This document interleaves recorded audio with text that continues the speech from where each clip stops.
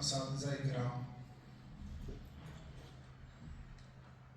اور خصوصاً اس جامعہ کے ناظم اعلیٰ صاحب اللہ اور عزیز طلبہ، السلام علیکم ورحمۃ اللہ وبرکاتہ۔ وعلیکم السلام ورحمۃ اللہ تعالیٰ وبرکاتہ۔ الحمد للہ رب العالمین، والصلاة والسلام على أشرف الأنبياء والمرسلين وعلى آله وأصحابه الطيبين الطاهرين، أما بعد، فأعوذ بالله من الشيطان الرجيم، بسم الله الرحمن الرحيم، قل متاع الدنيا قليل، صدق الله العظيم۔ ابھی مولانا جمیل صاحب نے اس انداز سے تعارف کرایا تو وہ ان کی اپنی ایک خوش فہمی ہے اور مہمان کی مہمان نوازی ہے، میزبان کی مہمان نوازی، کہ انہوں نے آپ لوگوں کے سامنے میرا جو تعارف کرا ہے، ورنہ حقیقت میں جب سے ہم نے اس میدان میں قدم رکھا اور آج تک اور دنیا سے جانے کے وقت تک، ہم کو بھی اور آپ کو بھی سب کو ایک طالب علم کی حیثیت سے ہی جاننا چاہیے۔ علم ایک سمندر ہے اور جتنا جو تیرنا جانتا ہے، جتنی جو محنت کر لیتا ہے، اتنا اس میں سے موتی نکال لیتا ہے، اور جس کو تیرنا نہیں آتا، جو محنت نہیں کرتا ہے، تو وہ ڈوب کر کے رہ جاتا ہے، یا تو کنارے سے اندر نہیں جاتا یا اندر جا کے وہ گمراہی اور بددینی کو اختیار کر لیتا ہے۔ میں نے ایک آیت کریمہ ابھی جو تلاوت کی، اللہ رب العزت نے قرآن کریم میں ارشاد فرمایا، قل متاع الدنیا قلیل، اے محبوب آپ یہ فرما دو کہ دنیا کا ساز و سامان تھوڑا ہے۔ اہل علم کی محفل ہے، مجھ سے عمر کے اعتبار سے، علم کے اعتبار سے آپ کے اساتذہ اکرام یہاں پر بیٹھے ہوئے ہیں جو مجھ سے بڑے ہیں۔ سب لوگ جانتے ہیں کہ قلیل کا معنی کیا ہے۔ قلیل متاع دنیا قلیل، دنیا کا ساز و سامان تھوڑا ہے، لیکن اس قلیل پر جو تنوین لگی ہے تو وہ تنوین کی قسموں میں سے وہ تنکیر ہے، اور تنکیر کا معنی ہے قلت۔ مطلب یہ ہوا کہ قلیل پر جب قلت اور زیادہ داخل ہو جائے گی تو یہ ہو گیا کہ ساز و سامان بہت ہی زیادہ، جتنا آپ سوچ سکتے ہو اس سے بھی زیادہ کم ہے، جتنا آپ سوچ سکتے ہو۔ اگر ہم اس کو تھوڑا سا اگر مشاہدہ کریں تو انسان کی زندگی کتنی ہے؟ عموماً 60 برس، 65 برس، 70 برس جو گنے جاتے ہیں۔ ان 60-70 برس کے اندر سن شعوری اگر دیکھی جائے، یعنی بعد بلوغ، تو 14 یا 15 سال جو ہمارے شروع کے گزر جاتے ہیں۔ اب 60 میں سے اگر آپ اتنے نکال دیتے ہیں تو آپ حساب لگائیں آپ کی زندگی کتنی بچی، جس میں آپ نے کچھ نہیں کیا، صرف 45 سال۔ کتنے؟ 45 کے بعد اگر آپ اپنی زندگی کو دیکھیں تو 12 گھنٹے سونے کے ہیں، 12 جاگنے کے۔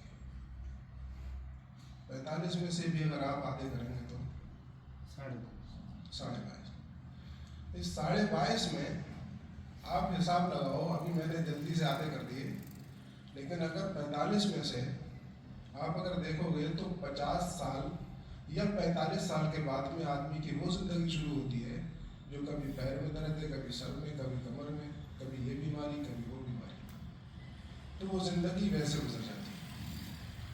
تو 22.5 سال کے اندر آدمی زندہ رہتا ہے، اس میں سے کچھ پریشانی کی زندگی ہے، کچھ ازدواجی زندگی ہونے کے بعد میں جو مراحل پیش آتے ہیں وہ ہے، یعنی ٹوٹل دنیا کے اندر جو زندگی ہے وہ پریشان کن ہے۔ اس میں سے آپ کتنا ساز و سامان اکٹھا کر سکتے ہیں، کتنی دنیا کما سکتے ہیں، کتنا مال و دولت اکٹھا کر سکتے ہیں، کچھ بھی نہیں۔ قرآن کریم نے بتایا متاع الدنیا قلیل، زندگی بھی قلیل ہے، ساز و سامان بھی قلیل ہے۔ اب اس کو تھوڑا سا اگر اور آگے بڑھیں تو دیکھو، دنیا جو انسانی زندگی شروع ہوئی وہ آدم علیہ السلام سے لے کر کے آج تک، اب قیامت تک، لیکن اگر ہم اس کو دیکھیں کہ دنیا ہے کیا، تو اس کو کہتے ہیں کہ اللہ رب العزت کی ذات جو ہے وہ ازل سے لے کر کے ابد تک، اس ازل اور ابد کا کوئی حساب آج تک دنیا میں کوئی لگا نہیں سکا، کیونکہ یہ جو اسپیس ہے اس سے پہلے کوئی وقت نہیں۔ جب سے دنیا شروع ہوئی ہے اس کے بعد سے وقت شروع ہوا، چاند و سورج اس کے بعد بنے، ٹائم اس کے بعد شروع ہوا۔ چاند و سورج ختم ہو جائیں گے، دن ختم ہو جائیں گے، وقت ختم ہو جائے گا۔ تو اس کے حساب سے اگر دیکھا جائے تو جب سے دنیا بنی اور جب تک رہے گی اس کے حساب سے بھی تھوڑی ہے۔ آپ اپنے گھر میں، اپنی بستی میں آپ کوئی پلاٹ خرید لیتے ہیں، کوئی بڑی زمین خرید لیتے ہیں، کوئی بڑی فیکٹری لگا لیتے ہیں، کوئی بڑا ساز و سامان کروڑوں اربوں روپے اکٹھے کر لیتے ہیں، یا کسی خاص جگہ کے آپ مالک ہو جاتے ہیں، یا کسی خاص بستی کے مالک ہو گئے، بادشاہت آپ کو مل جائے، کسی بھی عروج پہ پہنچ جائے، لیکن آپ کی اس مختصر سی زندگی میں جو آپ بادشاہ بنے، اگر دیکھا جائے تو دنیا سے لے کے اب تک اور جب تک رہے گی اس میں آپ کی زندگی ایک نقطے کے برابر بھی نہیں آئے گی، اس اعتبار سے بھی آپ کا ساز و سامان بہت کم ہے۔ پھر قرآن کریم میں فرمایا، پھر کس بات پہ آدمی کیا ہے وہ اتراتا ہے، کس بات پر وہ فخر کرتا ہے۔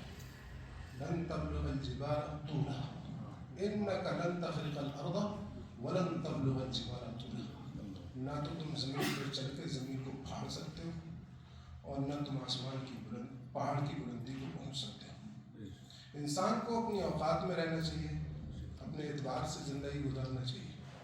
اب آج کے اس پرفتن دور میں جو الحاد و بے دین کا دور ہے، اگر ہم اس کے اعتبار سے اگر ہم دیکھیں، ویسے تو آپ کے اساتذہ کرام آپ کو سب سمجھاتے ہوں گے، میرا کوئی مقصد تقریر کرنے کا ہے بھی نہیں اور میں کرتا بھی نہیں، مولانا جمیل صاحب جانتے ہیں اچھے سے اور قائد صاحب بھی جانتے ہیں، صرف درس سے تعلق ہے، اس لیے کچھ باتیں دماغ میں آئی تو میں بول دوں۔ تو یہ انسان ہے جو اس کے ذہن میں جو بات آتی ہے وہ اس اعتبار سے وہ فیصلہ کرتا ہے، آپس میں غرور و گھمنڈ، تکبر اور اپنے آپ کو پتہ نہیں کیا کیا سمجھتا ہے، اور یہاں تک سمجھتا ہے کہ یہ جو ہے انسان کو انسان نہیں سمجھتا، اس گھمنڈ و غرور میں، اور اس حد تک پہنچتا ہے کہ اللہ رب العزت کے وجود کا بھی انکار کر دیتا ہے، اور گرتا ہے تو اس جگہ تک گر جاتا ہے کہ گرتے گرتے یہاں تک پہنچتا ہے کہ جو جانور جو گلیوں میں گھومتے پھرتے ہیں ان کے پیشاب تک پینے کو تیار ہو جاتا ہے۔ یہ انسان جب یہ بڑھتا ہے اپنی انانیت میں تو اللہ کا وجود کا انکار کرتا ہے، اور یہ اسی طریقے پر جب یہ گرتا ہے تو یہ پیشاب بھی پینے کو تیار ہوتا ہے۔ لیکن ایک انسان وہ ہے جو اپنی عقل کے اعتبار سے فیصلہ کرتا ہے، اپنی عقل کا استعمال کرتا ہے، اور اس اعتبار سے اگر وہ آگے بڑھتا ہے تب اس کا شمار فرشتوں میں ہوتا ہے۔ اسی لیے فلسفیوں نے ایک قاعدہ بیان کیا کہ انسان مرکب ہے دو چیزوں سے، عقل اور نفس سے۔ دنیا میں جتنی بھی مخلوق ہے وہ انہی دونوں چیزوں سے ہے، ایک یا تو صرف نفس سے ہے اور یا ایک صرف عقل سے ہے۔ جس کا تعلق عقل سے ہے وہ فرشتے ہیں جن کے اندر نفس ہے، ایک کا تعلق نفس سے ہے اس کے اندر عقل نہیں، وہ جانور ہے۔ دوسرے کا تعلق دونوں سے ہے، یعنی جس میں عقل بھی ہے اور نفس بھی ہے، وہ انسان ہے۔ انسان اگر اپنی عقل سے اپنے آپ کو استعمال کرے تو اس کا شمار فرشتوں میں ہوتا ہے، اور اگر وہ اپنا استعمال اپنی باتیں اگر نفس کے تابع کر دے تو اس کا شمار جانوروں میں ہوتا ہے۔ اسی لیے کہتے ہیں کہ انسان ہے کہ فرشتہ سے کہتے ہیں، اسی لیے کہتے ہیں کہ انسان ہے کہ جانور ہے، یہ شمار ہے۔ حضرات، اب اللہ کے وجود پر لوگوں نے انکار کیا۔ مقصد یہ میرا تقریر کا نہیں ہے، لیکن اب یہاں ایک بات یہ کہنا چاہتا ہوں کہ ایک چھوٹی سی عقل ہے جس کی چھوٹی سی زندگی ہے، اس کا کوئی وجود نہیں، وہ اپنی عقل میں اللہ کی باتوں کو سمجھنے کی کوشش کرتا ہے۔ امام اعظم رضی اللہ تعالیٰ عنہ کا ایک واقعہ ہے۔ ایک مرتبہ آپ کہیں پر گزر رہے تھے، کسی نے کہہ دیا کہ فلاں جگہ پہ کچھ دہریے ہیں جو کہ اسلام کا انکار کرتے ہیں۔ حضرت نے جب اتنی بات سنی تو آپ جو ہے وہ ان کی طرف چل دیے۔ وہاں پہنچے تو وہ کچھ جانوروں کو چرا رہے تھے، آپ وہاں پر جا کر کے رک گئے۔ انہوں نے دیکھا کہ ایک کوئی مسافر ہے، اور جا کر کے انہوں نے ان سے بات کرنا شروع کر دی۔ اسی گفتگو میں انہوں نے اللہ رب العزت کا ذکر کر دیا۔ دہریے تھے تو امام اعظم نے ذکر کر دیا۔ جب انہوں نے ذکر کر دیا تو وہ ایک دم سے وہیں پر رک گئے کہ تم اللہ کی بات کرتے ہیں، جس کو مسلمان اللہ مانتے ہیں اس کی بات کرتے ہیں۔ تو امام اعظم رضی اللہ تعالیٰ نے فرمایا ہاں اللہ رب العزت ایک ہے۔ تو انہوں نے اس کا انکار کیا۔ امام اعظم نے اس پہ دلیلیں دی، اور دلیلیں ہوئی نہیں کہ جو مشہور ہے، کتابوں میں بھی لکھی ہوئی ہیں، آپ لوگوں نے سنی بھی ہوگی کہ کشتی والی دلیل دی۔ اس میں کشتی کے کہا کہ کوئی دہریوں نے پہلے یہ کہا کہ یہ دنیا اپنے آپ بنی ہے، اس کا کوئی بنانے والا نہیں ہے، اپنے آپ ہو گئی۔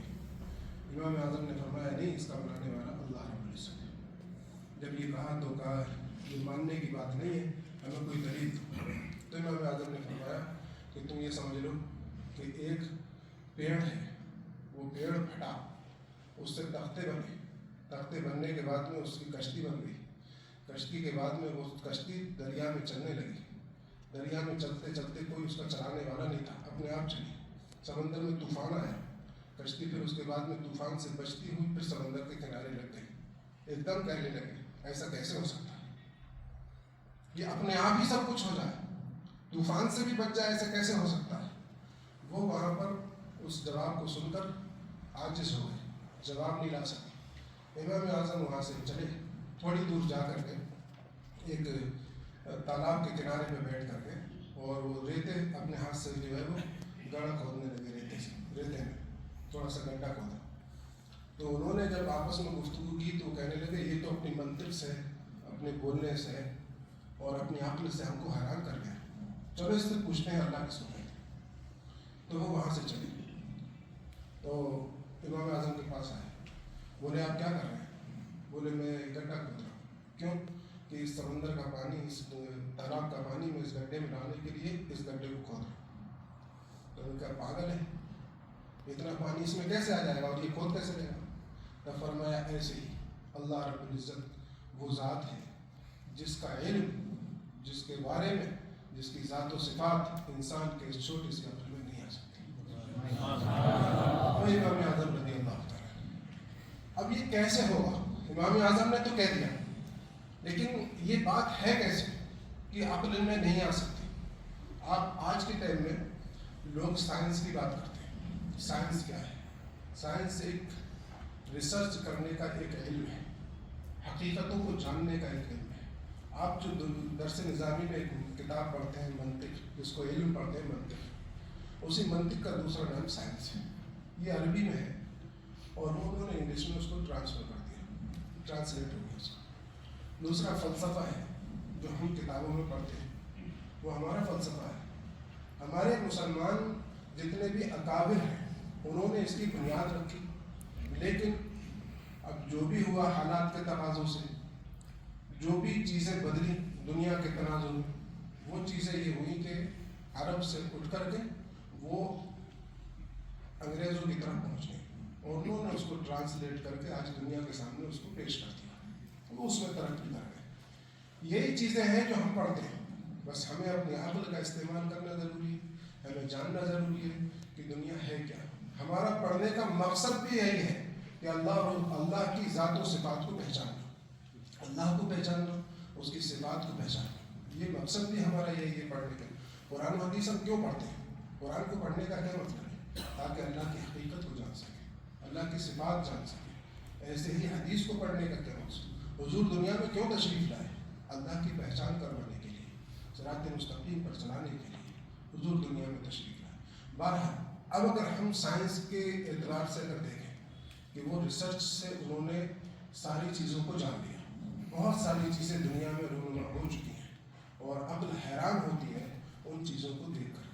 लेकिन अगर आप इसका पीछे का बैकग्राउंड देखें कि उन्होंने मालूम मुक़द्दिमात यानी मजहूलात को तरतीब दिया, जिन चीज़ों को हम जानते नहीं थे उन चीज़ों को उन्होंने तरतीब दे के एक चीज़ तैयार कर दी। तो मजहूलात को तरतीब दे के मालूमात हासिल होते हैं, तो ऐसे इन्होंने तरतीब दे दी। और उसके बाद में उसके अंदर अज्जा क्या है, उसमें कौन सा पार्ट्स कैसा है, क्या है, क्या करता है, क्या काम है उसका, ये सारी चीज़ें उन्होंने क्या है तैयार कर दी। लेकिन अगर देखो तो इन सब चीज़ों को बनाने वाला कौन है? इन सब चीज़ों को जहन में लाने वाला कौन है? इन सब चीज़ों की तहकीक तक पहुँचाने वाला कौन है? वो सिर्फ एक ज़ात है, वो अल्लाह रब्बुल इज़्ज़त की ज़ात है। उसके अलावा साइंस से चीज़ की हकीकत को जान सकते हैं, किसी चीज़ को बना नहीं सकते। किसी चीज़ पर रिसर्च करके हम मालूमात हासिल कर सकते हैं, लेकिन किसी चीज़ को बना लें ऐसा नहीं हो सकता। अब दुनिया में अगर देखा जाए तो हमारा ये जो दुनिया का गोला है, ये ज़मीन, ये गेंद की तरह दिखाई जाती है, स्कूलों में पढ़ाई जाती है, आप लोगों ने भी देखी होगी। गोल है दुनिया, और वो गोल दुनिया उसको कहते हैं, कहीं साइंस कहती है कि वो चक्कर लगा रही है। कुरान करीम में सूरज और चांद चक्कर लगाते हैं, लेकिन ये इख्तिलाफ अक़ल का है। लेकिन आज के टाइम में साइंस वाले भी ये कहने को मजबूर हो गए कि जो सूरज है वो घूमता है, वो अपनी जगह पे हरकत करता है, वो घूमते घूमते क्या है वो चलता है। बहरहाल मसला ये बताने का नहीं है, मसला ये है कि चाँद ज़मीन को अगर हम सूरज से देखें तो इसकी हैसियत एक मक्खी के सर के बराबर भी नहीं, सूरज के मुकाबले में। कहते एक गोला ज़मीन का अरबों के हिसाब से सूरज में समा जाएगा, अरबों के हिसाब से एक सूरज, और सूरज इतना बड़ा है दुनिया से। अब उसके हिसाब से अरबों का मतलब समझ रहे हो, ये दुनिया का गोला अरबों के हिसाब से एक सूरज में चला जाए तो सूरज बनेगा। अब सूरज को अगर देखा जाए तो कहते हैं कि वो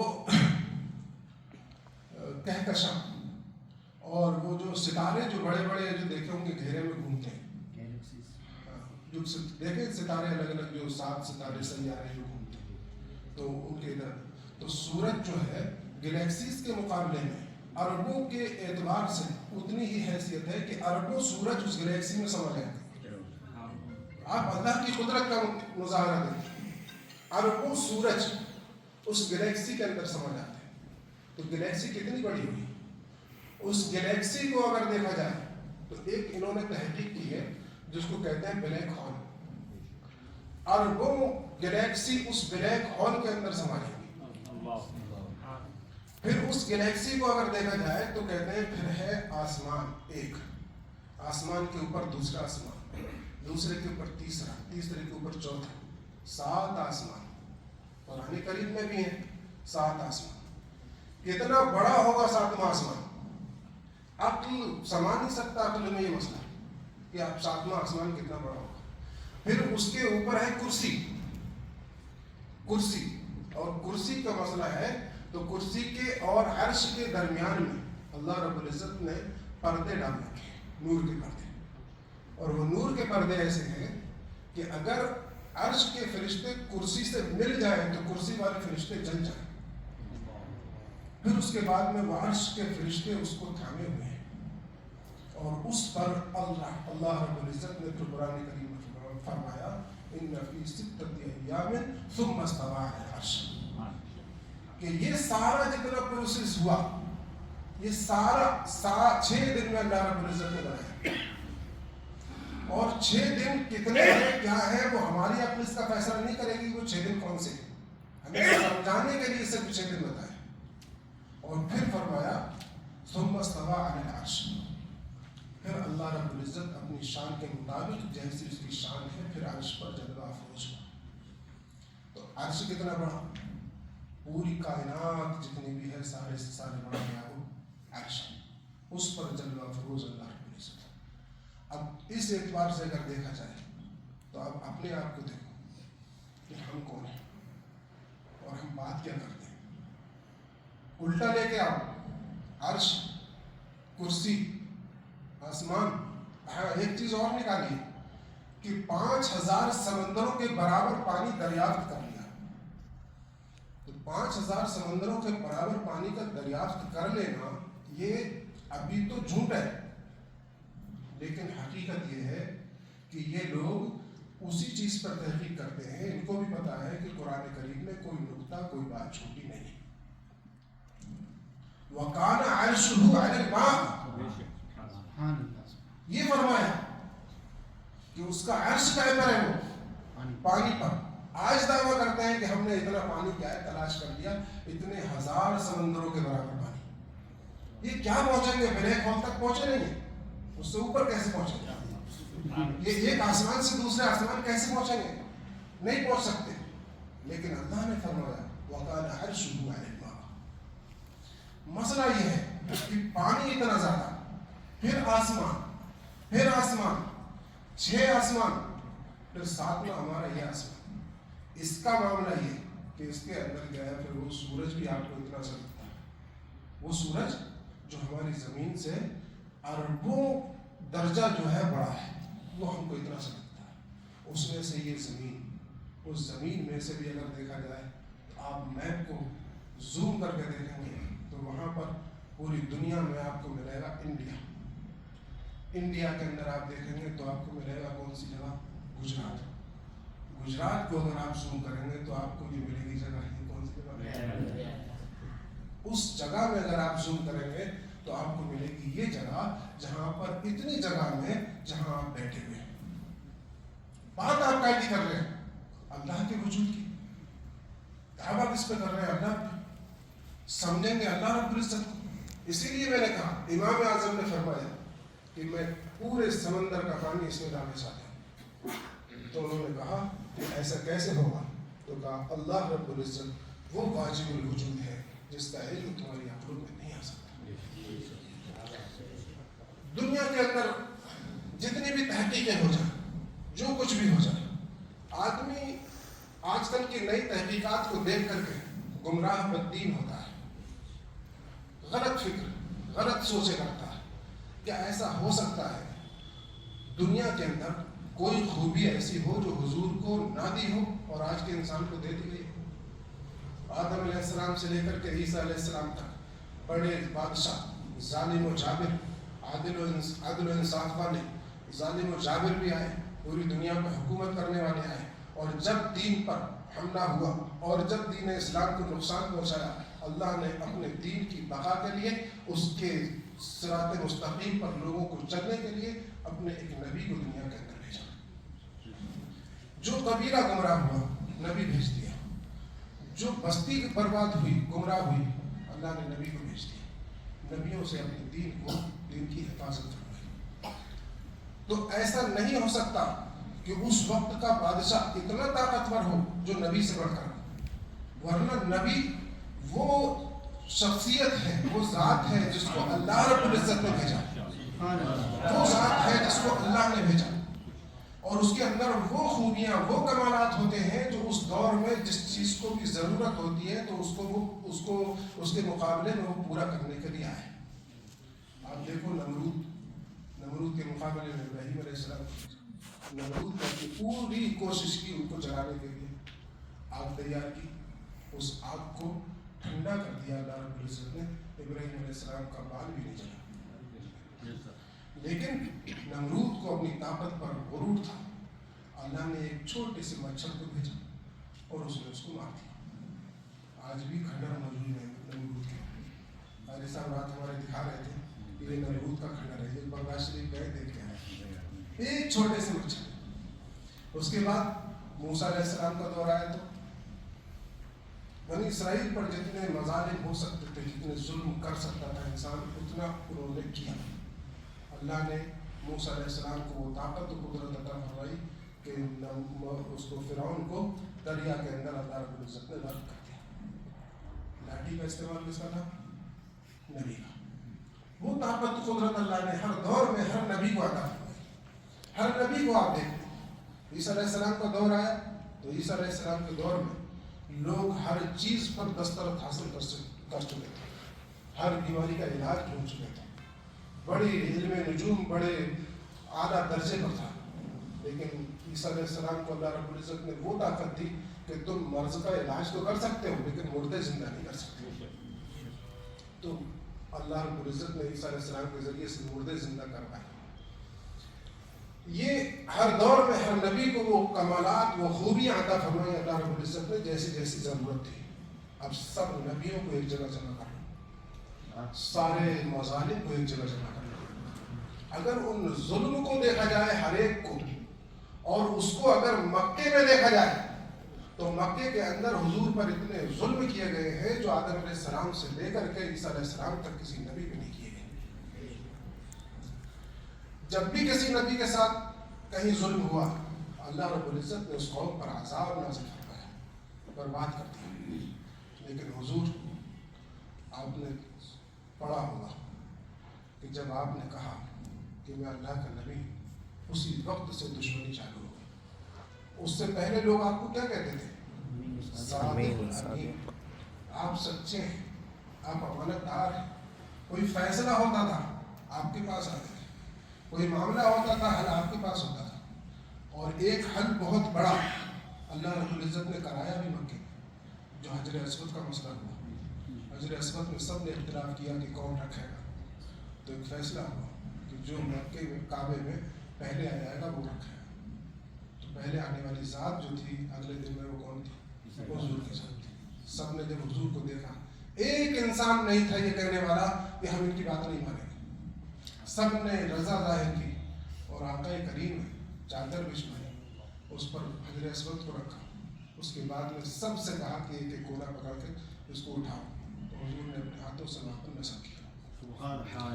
یہ مسئلہ ہوا، سب نے مانا بالاتفاق کہ یہ صادق الامین ہے، لیکن جب کہا لا الہ الا اللہ محمد رسول اللہ صلی اللہ علیہ وسلم، اور یہ سب نے اختلاف کیا، سب آپ سے الگ ہو گئے۔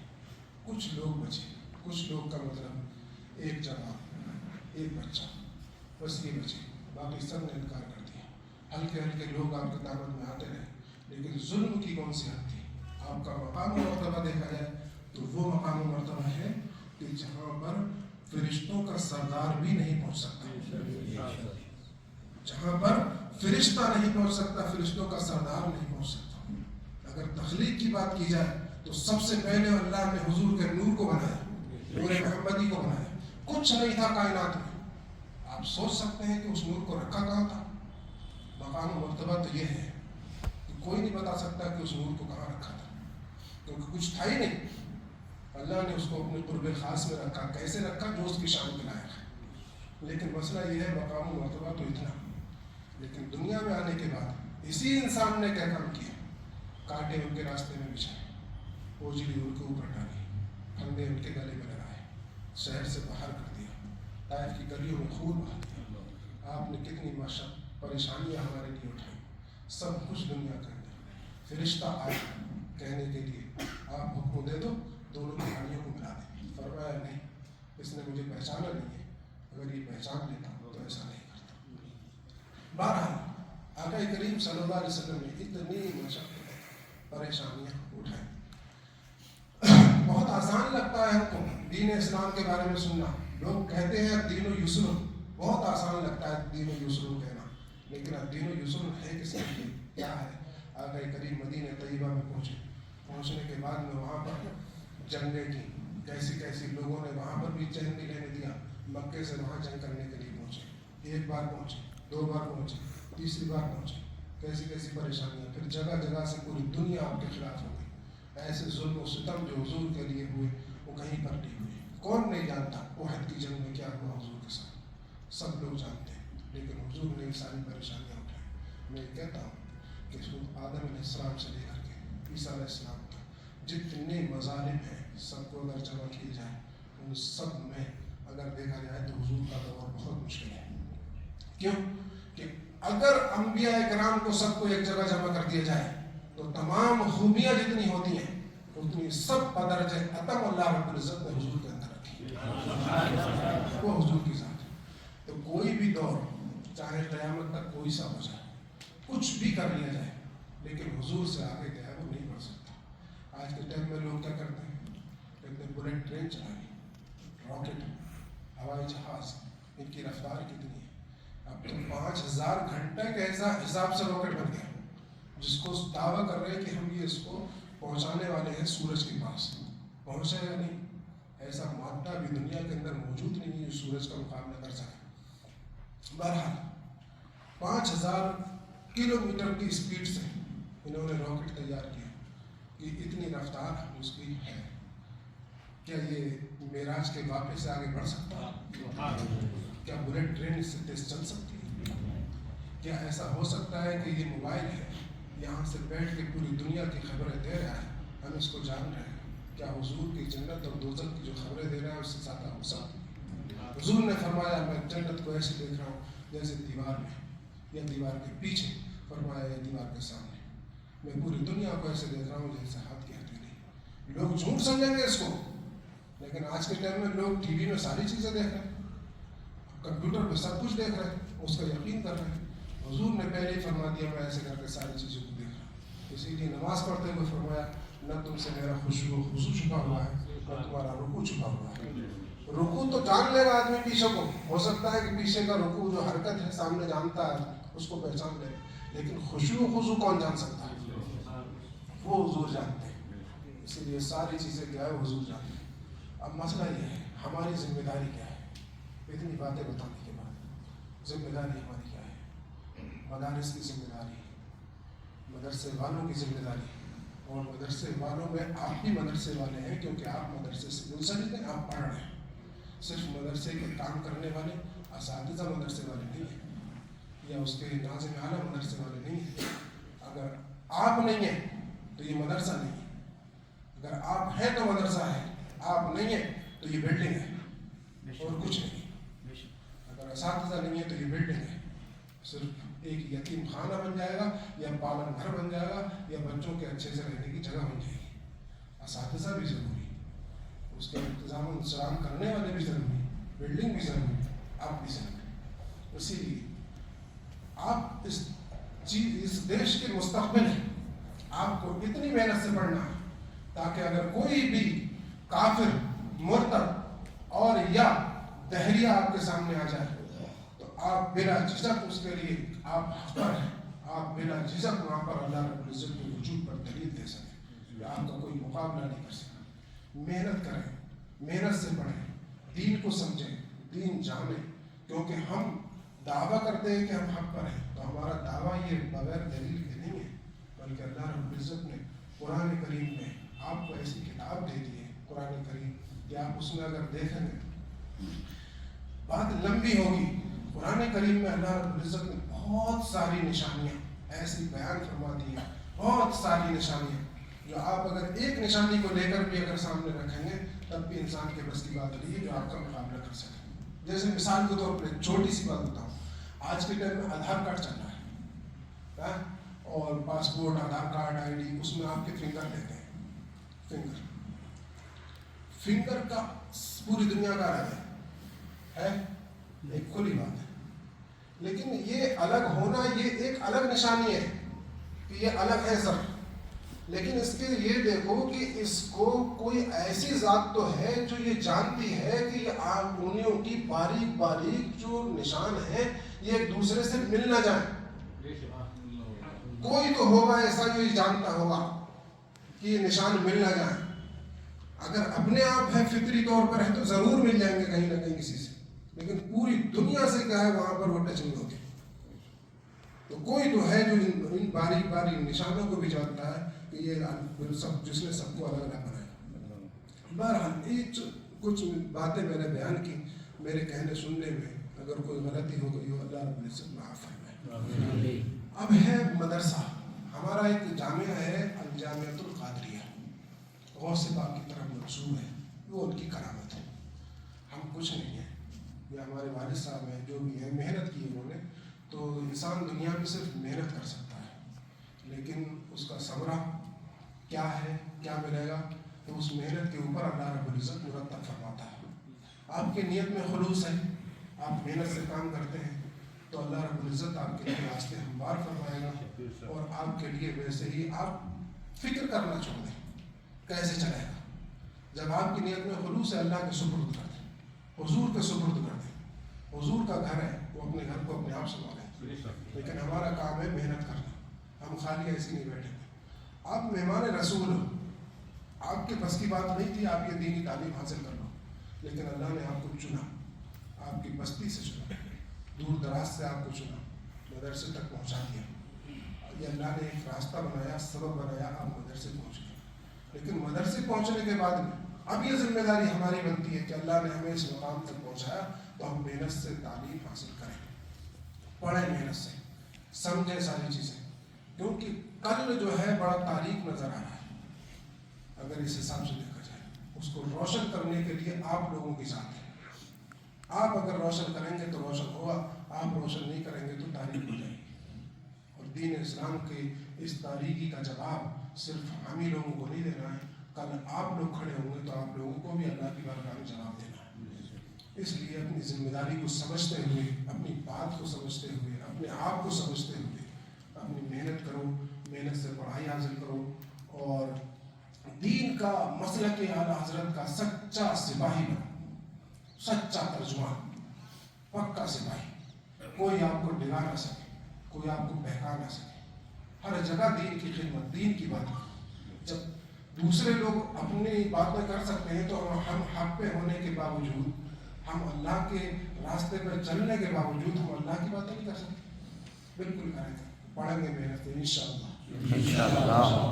میرے کہنے سننے میں جو غلطی ہو اپنے حبیب پاک سرور کائنات صلی اللہ علیہ وسلم کو سب کے اللہ رب العزت معاف فرمائے. آمین. ربنا تقبل منا انك انت السميع العليم. آمين. وتب علينا انك انت التواب الرحيم. آمين. ربنا ولا تحملنا ما لا طاقة لنا به واعف عنا واغفر لنا وارحمنا انت مولانا فانصرنا على القوم الكافرين. آمين. رب اغفر وارحم وانت خير الراحمين.